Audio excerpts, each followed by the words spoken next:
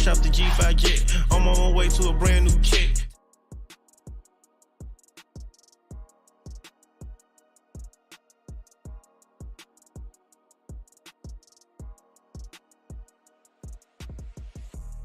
Well, welcome back. eSIM Studios Podcast Livestream, episode number 202. I want to thank everybody for joining me today. My name is Taylor Bell. We'll get into some technology headline news for the day today.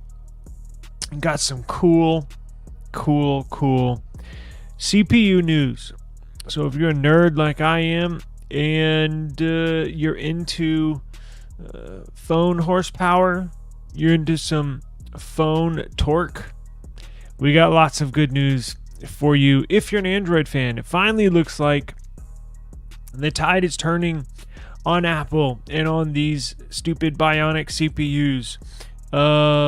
We have Android CPUs that are going to blow away this iPhone that's just released. So good news if you're an Android user and or Android fan. We have lots of CPU news for you today. What else do we have? We have, obviously what's on the thumbnail. We have Meta, what do they call it? Meta Orion AI glasses and Quest 3S that was just released. There was a keynote just a few hours ago. Zuck was on stage, Zuckerberg announcing, showing the new Meta Orion glasses AI. Is it AI or AR? I don't know. Probably both, right? Those look pretty cool. There's a new Quest that's out, and they dropped the price of the Quest 3 by a considerable amount. I've never tried these AR technologies. A lot of people actually say that the Meta Quest AR AI goggles are actually better than the Apple Vision Pro, simply because it's an open source platform, open sourced code. So there's a lot more development, a ton more development as far as implementations that you can actually use them for. It's one of the downsides of using the Apple Vision Pro. There's just not that many developers working on applications for that device. The Quest, what is it called? Meta AI. There is basically open sourced, right? So you can take that AI model and you can customize it to your liking. Now with Apple, everything's closed sourced, meaning if I wanted to get into some development on the side, I can pull the source code from Meta AI and start writing code for this, or start writing my own application for this Meta Quest, the new 3GS or 3S, or the 3 Meta Quest 3 that's been out for about a year or so. Now, if I wanted to write code or an application for the Apple Vision Pro, now I do have an Apple developers account, but the average person can't just jump right into it, right? And that's the limitations when it comes to the Apple iOS software and software like Android, right? Open sourced. I can write an app right now if I want to, or you could, right? Same thing with this Meta Quest 3. Now, right before I went live, I got some really cool news. So apparently the S25 Ultra was just benchmarked and the numbers look really strong. The numbers look phenomenal. They apparently beat the Apple Bionic A18 Pro CPU that is found in the iPhone 16 Pro and Pro Max. Let me see if I have the numbers here for you. So here is the iPhone. It says iPhone 17.2, but that's the iPhone 16 on iOS 17.2. So it's not next year's iPhone. This is the current iPhone on the right side. on Geekbench 6, right? So these are the benchmark scores for the iPhone 16 Pro on the right side, and the OnePlus device on the left side. Now this is with Geekbench 6, iPhone 16 Pro on the right, OnePlus 13 on the left, and we just got numbers for the S25 Ultra on the same benchmark, on the same Geekbench 6 benchmark application test. Lord, that's a lot of words. Okay, so you see the scores there. So OnePlus got a score of 3,200 single core and over 10,000 on the multi-core score. Now look at the iPhone 16 Pro. Scored a little better in single core, over 3,400 points. But look at that multi-core score. Just under 8,500, so 8,492. Now let's pull up the S25 Ultra. Now the device on the left, the OnePlus 13, has this new Snapdragon 8 Gen 4 that's going to be released next month. Next month is the new Snapdragon 8 Gen 4. It's basically going to be the flagship CPU that's going to be in a large majority of the flagship Android devices. So you're going to see OnePlus rocking this, you're going to see Samsung rocking this, you're going to see Xiaomi rocking this. If you're not familiar, Xiaomi is the Samsung equivalent in China. It runs Android.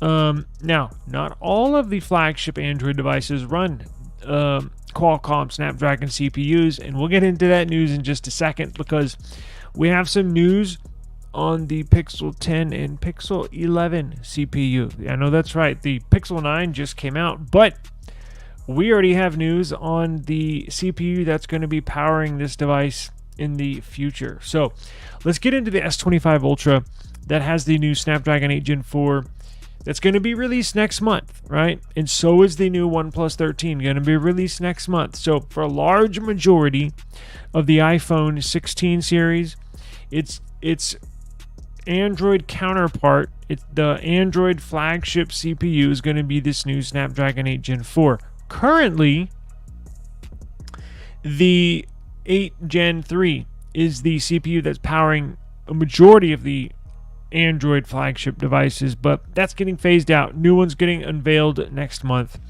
Let's look at this S25 Ultra. So, see the scores there? 3,200 for the OnePlus 13 single core, 10,000 for the OnePlus 13 multi-core score. So 32 and 10,000.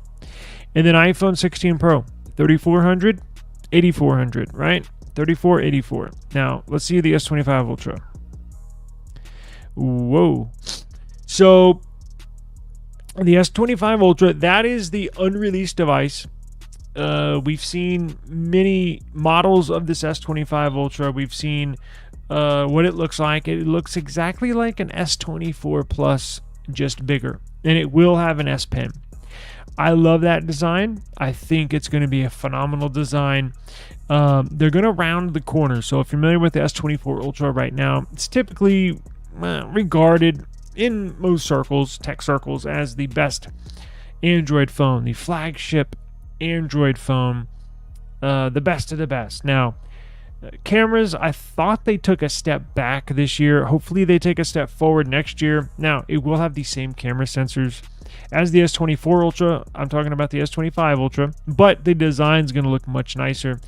Not a big bummer that it's going to have the same cameras, because as you know, Google famously used a 12 megapixel sensor for like 4 or 5 years and just absolutely mastered that sensor. So it's not a like when you first hear that, it's not particularly good news, but always think in the back of your mind, well, that's not always bad news because they can always fine tune it. Let's just hope they fine tune it this year.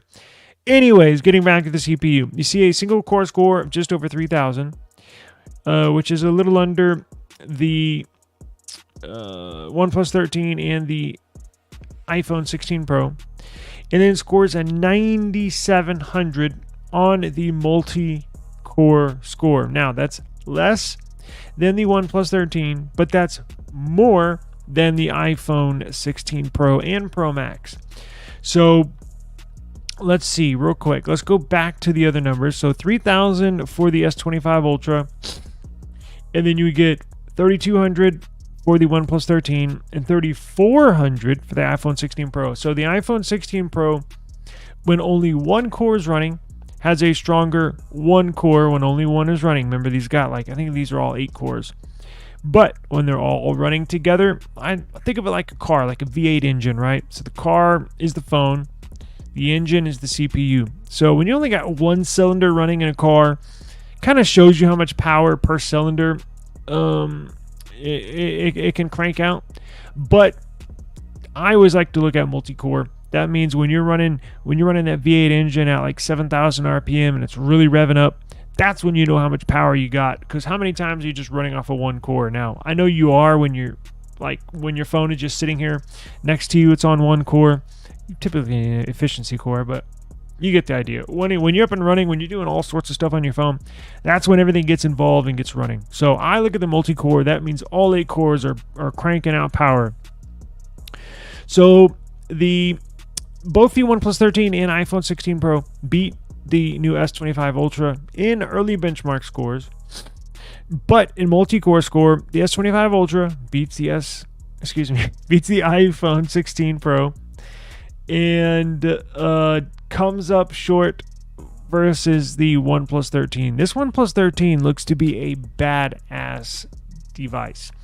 OnePlus has always had this. OnePlus has always been able to squeeze out a little extra power over its competition. Now, first time ever, I think it's beaten an iPhone. But this is good news. Good news. Android fans can rejoice and finally talk shit to everybody online, especially on Reddit and in YouTube comments and all sorts of stuff. So we'll definitely have fun this upcoming year. And it looks like for the years to come. Now, I'm not going to say long years, 10 years from now, but I think in the next, definitely in this upcoming year, and then maybe the year after that, maybe a third year, I think these Snapdragon CPUs are going to outperform Apple.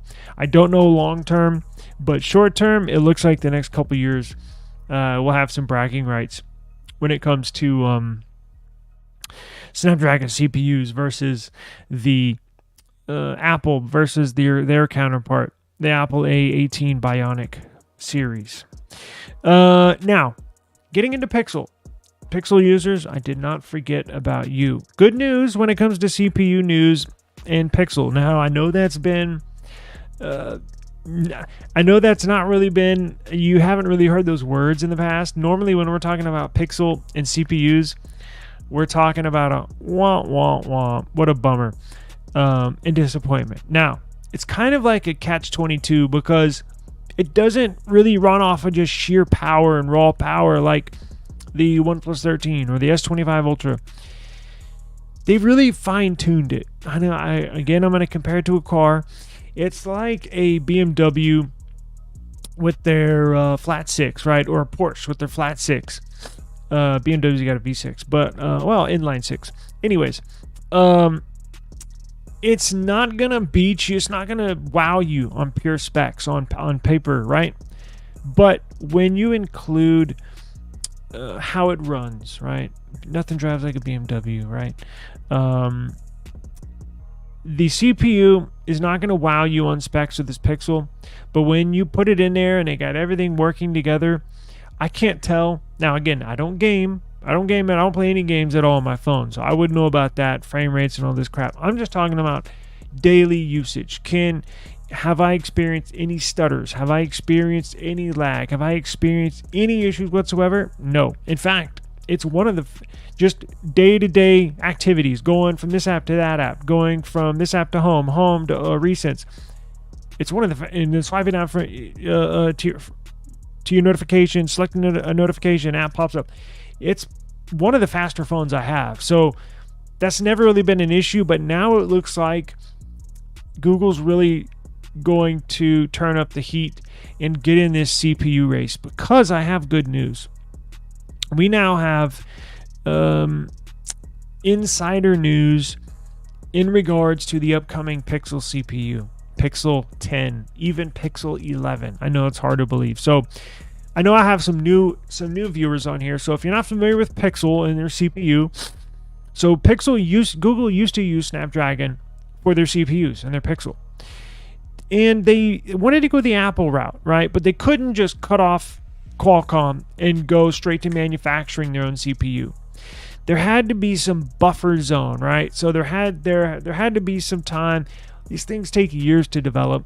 So after Pixel cut their ties with Qualcomm, right, when their contract ran out, they hitched on to Samsung's CPU department. So the CPUs for the last few years have been called a Google Tensor CPU, but it's basically a rebranded Samsung Exynos CPU. Now, their contract is up with Samsung. And what are they going to do? Well, now they're finally ready to build their own CPU from the ground up, just like Apple. And it comes with many, many benefits. You, as a company, being able to create your own CPU, that means you have to answer to nobody, right? Because when you use Qualcomm as a CPU in your phone, you got to work with them hand in hand. Developers at Samsung have to work with developers at Qualcomm and essentially work on these devices, coding it, fine-tuning it, source code, kernels, everything. Apple, they do everything in-house. They don't have to answer to anybody, right? And Google is slowly but surely making its way the Apple route, which is good news. I know we've been suffering a little bit, right, when it comes to the CPU department, but I think those days are very, very close to being gone, because let me jump into this news. Let me see if I can pull it up here. Where are we? We do have good news. I can promise you that. Let's see. Here we go. Whoa. Okay. Can y'all see that? It's kind of small, no?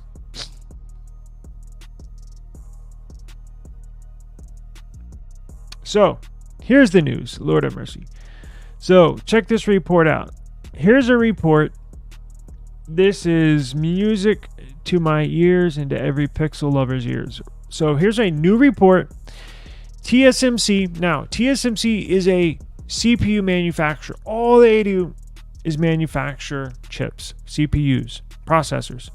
And they're the best at it. Absolute second to none, best in the world at manufacturing CPUs. In fact, for those of y'all that are not that knowledgeable on CPUs, TSMC manufactures Apple's CPUs. So Apple designs them, Apple creates them, schematics and everything.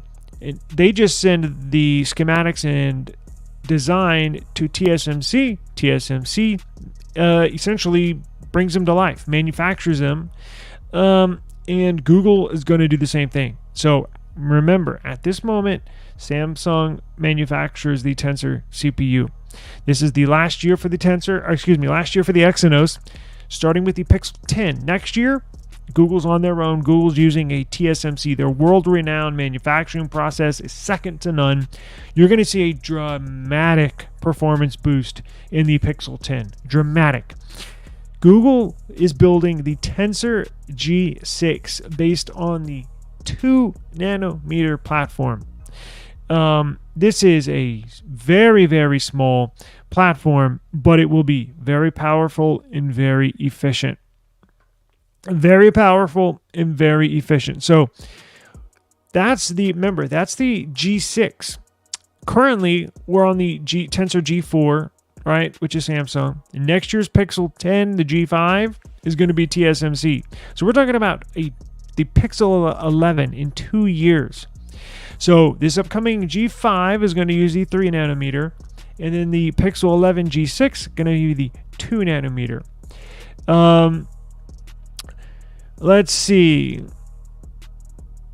According to industry insiders and reports, Google and TSMC are eyeing a long-term partnership. Yes, music to my ears.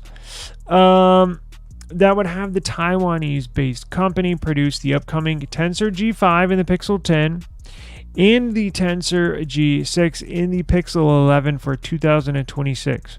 Currently, Google's been working with Samsung, as we just mentioned, to make its Tensor chips.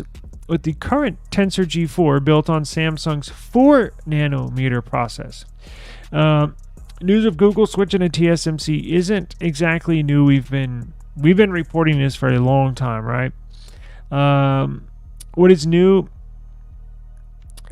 concerns the Pixel 11 in 2 years, and the rumored Tensor G6 is expected in 2026. As detailed in the report, the G6 will be based on TSMC's 2 nanometer platform. So what does that mean? That means, in layman's terms, better performance and reduced power consumption. So that means it'll be ramped up even more, and it'll just sip on that battery power ever so slightly. So good news with that. I was very excited to see this. I cannot wait.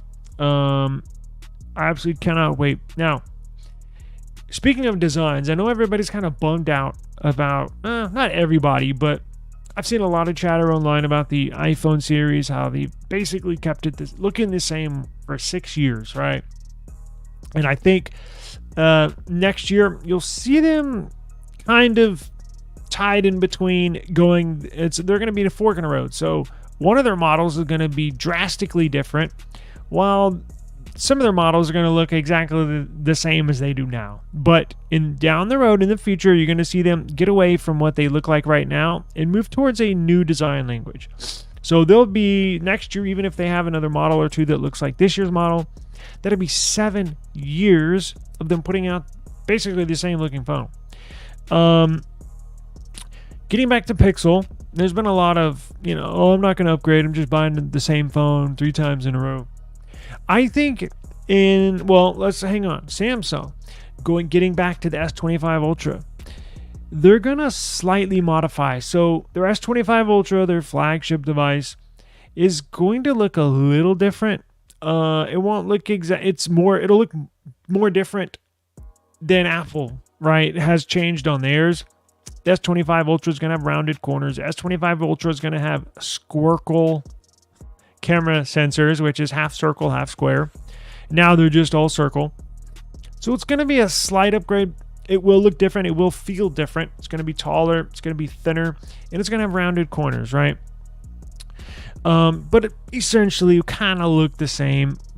Just a little more different than what Apple's been doing. But getting back to this Pixel, if you go into the Pixel 10, even going into the Pixel 11, I don't really mind. Look, staying on one design for, in my personal opinion, everybody's different. Staying on one design for 3, maybe 4 years, I'm okay with. Anything over 3 to 4 years, me personally, I want something new. Now, Google has slowly progressed into this beautiful design. I think this is probably one of the best looking and probably the best feeling phone I've ever held in my hand, paws. But if they keep a similar design to this, moving into the Pixel 10 and then slightly modify it into the Pixel 11, I think we're going to be in really, really good shape, honestly, for Pixel lovers, right? For Pixel users. Can't tell you how much I've enjoyed. I put my main SIM in this phone, switched it out of the S24, put it in here, and I absolutely love this thing.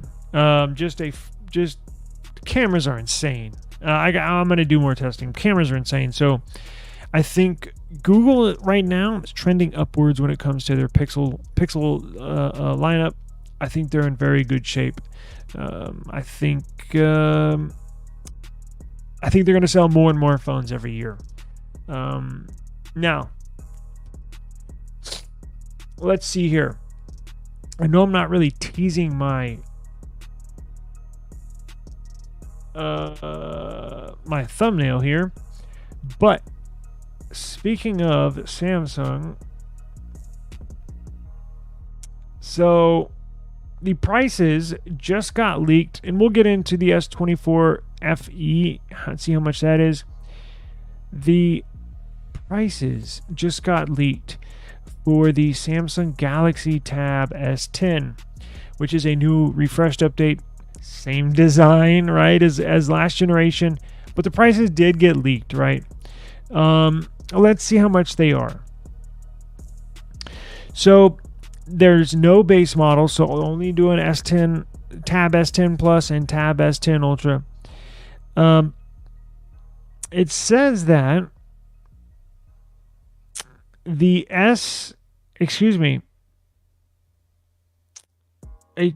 wait a second. That's the FE. What the hell am I looking at? Here we go.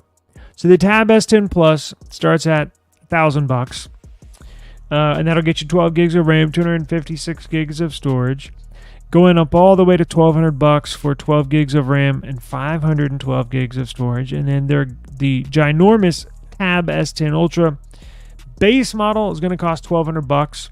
That gets you 12 gigs of RAM, 256 gigs of storage, and then ballooning up to $1,300, basically $1,400 after taxes for the 12 gigs, 512 gig storage variant, and then $1,600 for the 16 gig, 1 terabyte. Now, sounds like a lot, and it is. Don't get me wrong, it is, but it's a laptop. It's a 14.6 inch display, razor thin. But that is expensive. But if you are interested, the prices were just released. Go to esimstudios.app. I got all the news there for y'all. If you miss anything or want to review the information that we're observing today, right? Let's jump into this. What is this? S24 FE. Here we go. And the price is here. S24 FE is going to be a little higher. So the S24 FE going to start at $650. That's the model with the 128 gigs of storage. And it goes up from there. Now, remember what I told you yesterday? Or what was it, the day before? If you're interested in getting an S24 FE, I know Samsung is not going to want to hear this, but I'm just giving my honest opinion. Don't buy the S24 FE. Brand new, starts at 128 gigs of storage for $650. Here's what you do. Get a slightly used S24 Plus. Same look, same design, but has a better CPU, right? Because remember, the S24 FE is using the Exynos 2400. And base model is 128 gigs. Well, guess what? The S24 Plus starts out at 256. And has better UFS storage. And has a better screen. And I believe has better cameras. So you can get a slightly used S24 Plus. Way better specs. Not way, but better specs. For probably less than $650. And you can get a mint condition one. I guarantee you a used S24 Plus for somewhere in the $500 range, $550, $599, something like that. If you're a real good online shopper with some hawk eyes, some eagle eyes, you could probably find one maybe right around the 500 mark. So, and you're getting better specs. So that's my little.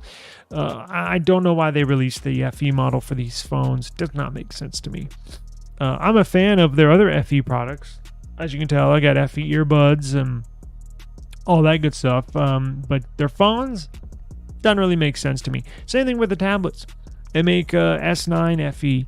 Well, it has a cheaper screen. Actually, I think it has an LCD screen and not even an AMOLED. And it only has, 6 gigs of RAM, something like that. So even their FE tablets. No FE tablets, no FE phones, FE watch, FE earbuds.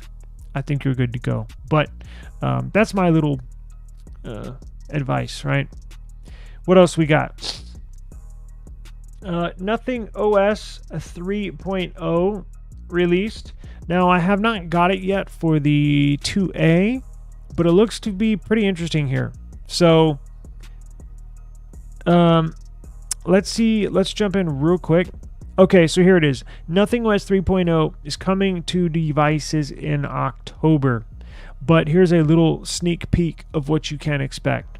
It looks to be very cool. Now, I'm not going to say completely newly designed or redesigned. I think what it is it's a but it's more than a subtle change. So it basically lies upon the design of Nothing OS version 2.x, but adds some new features, some new widgets, some new animations, some new backgrounds, some new customization options that I think you're going to love, right? So Nothing OS is, I'm not going to say, it might be. It's one of my favorite Android operating systems.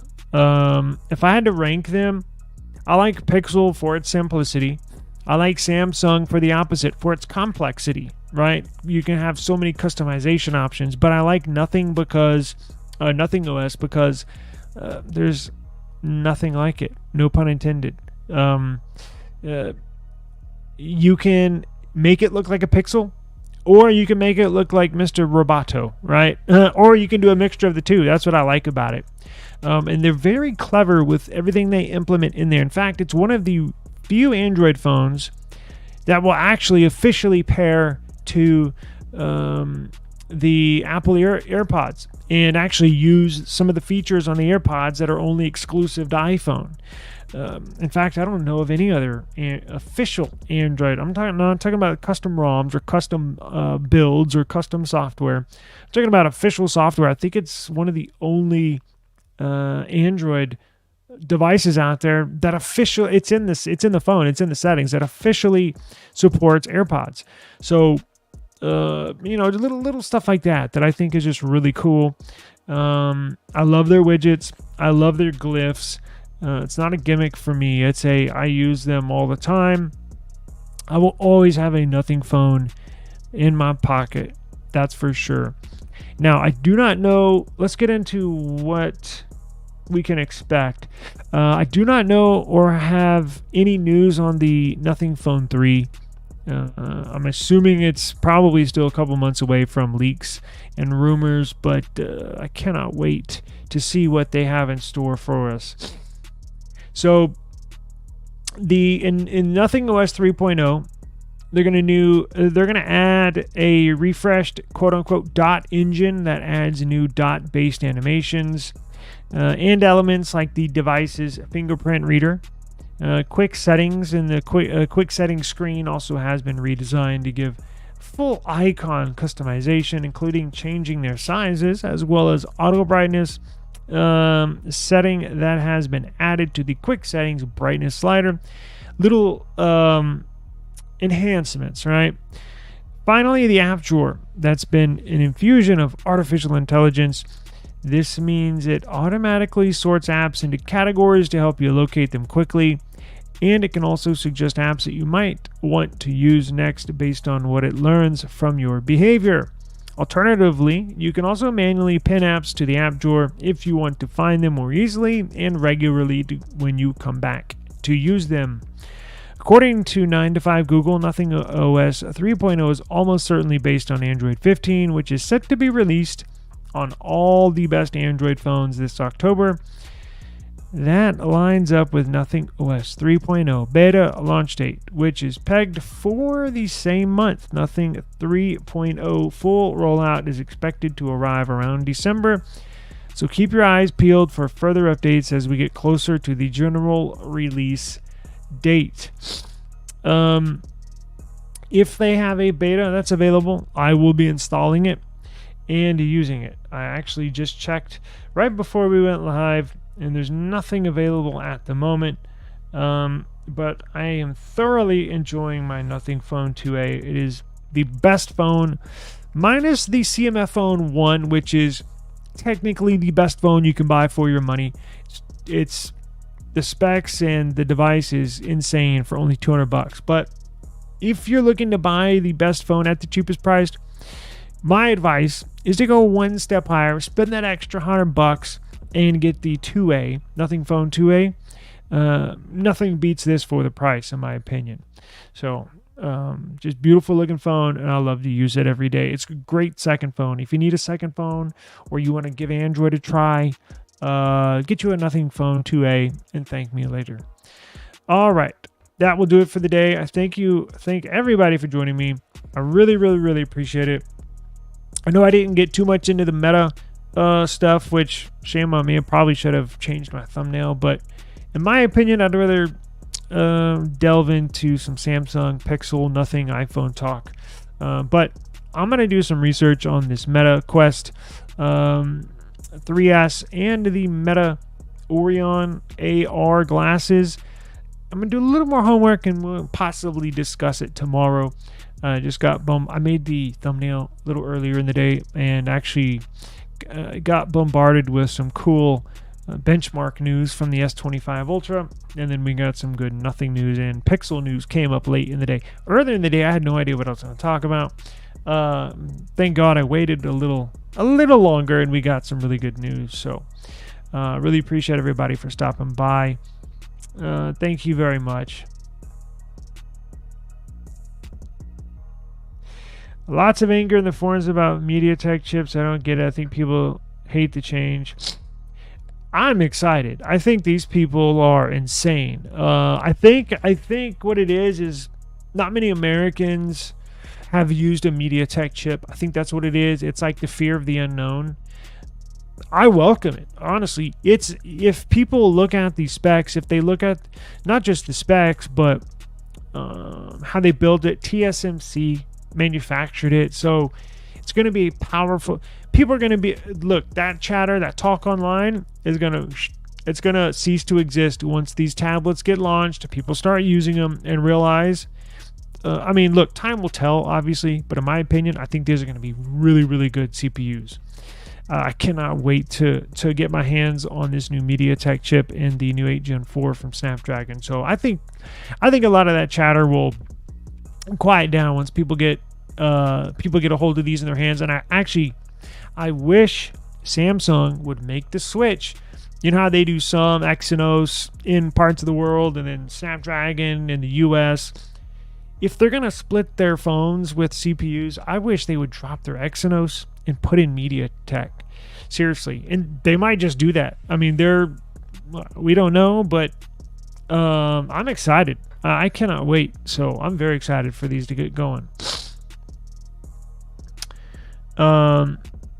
Looks like they are shutting down, posted 44 minutes ago.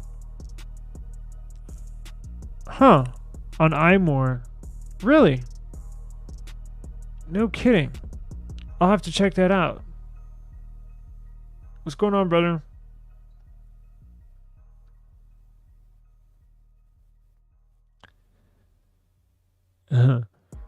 Android fans can never rejoice when Apple is faster. Apple fans brag. Yes, I know.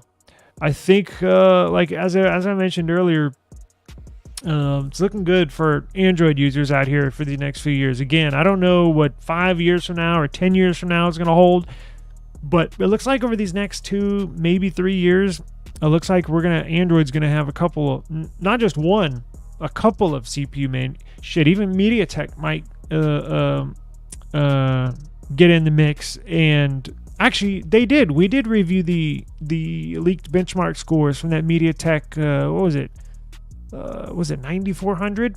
They beat the Apple Bionic CPU. So yeah, the future is bright for non-Apple devices and non-Bionic CPUs. So brag all you want, because we've been sitting in the back seat when it comes to performance for years. I'm talking like, what, 10 plus years, right? I don't think has there ever been a CPU that's beat an Apple CPU, a Bionic? I'm sure. I mean, I'm talking about in mobile devices. I'm sure there might be maybe once or twice. It's been a long time. So brag online all you want. Get in those comments and start talking your trash. Anyways, and have fun with it. Don't hurt anybody's feelings, but it's fun to troll people and play around. So I'll see y'all tomorrow. I gotta run, but thank you very much. I really, really appreciate you joining me, and have a safe evening. I will see y'all tomorrow. Appreciate it, guys.